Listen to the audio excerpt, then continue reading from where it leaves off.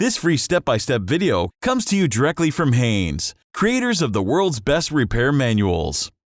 Fix your car or truck the right way with our accurate and reliable information at your side.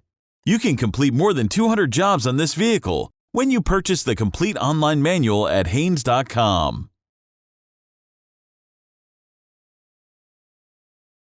Remove the center cap and cotter pin if equipped.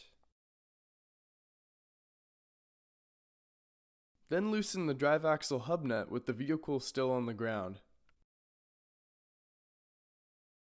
Loosen the wheel lug nuts. Raise the front of the vehicle and support it securely on jack stands.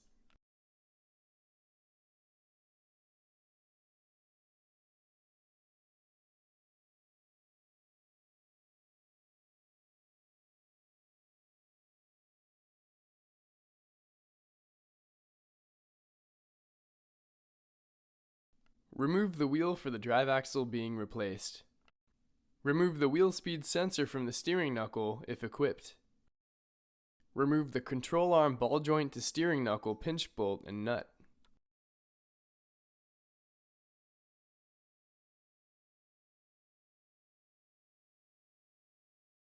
Pry downward on the lower control arm to separate the lower ball joint from the steering knuckle. Remove the hub nut and push the drive axle out of the hub while pulling outward on the steering knuckle. If the drive axle splines are frozen, screw the old hub nut back on a few turns and free the splines by tapping the end of the drive axle with a soft face hammer. Place a drain pan underneath the transaxle to catch any lubricant that may spill out when the drive axle is removed. If you're replacing the left drive axle, pry the inner CV joint out of the transaxle using a pry bar. Then remove the drive axle.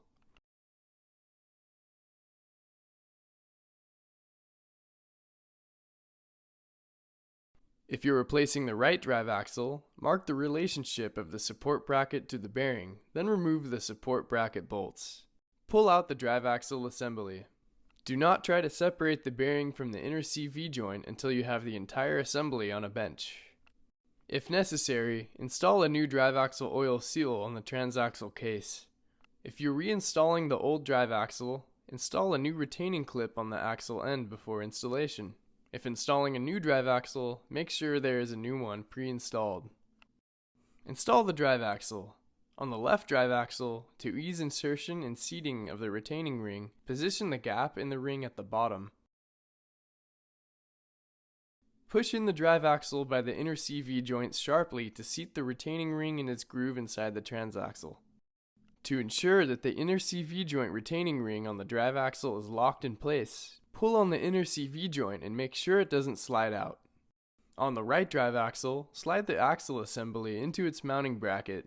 Align the support bearing plate marks drawn previously and install the support bearing plate retaining bolts. Make sure the end of the drive axle is seated properly into the transaxle. Tighten the support bearing plate bolts to 18 foot-pounds, then tighten them a second time to 18 foot-pounds. Insert the outer end of the drive axle into the steering knuckle.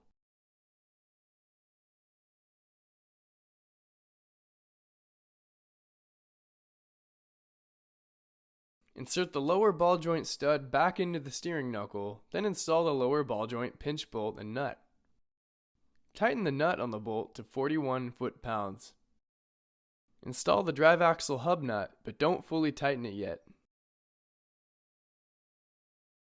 Install the wheel speed sensor to the steering knuckle if removed previously.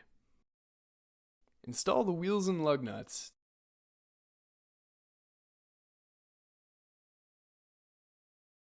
Safely lower the vehicle.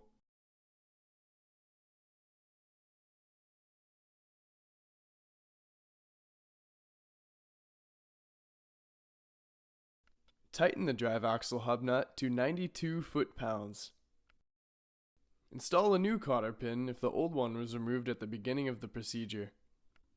Install the center cap. Then tighten the wheel lug nuts to 83 foot-pounds. Check the transaxle lubricant level and if necessary, add some to bring it up to the proper level. Start the engine, then with the engine idling, check the fluid level. Add fluid a little at a time until it's up to the cool level on the dipstick. Insert the dipstick and ensure that it locks in place. Turn off the engine.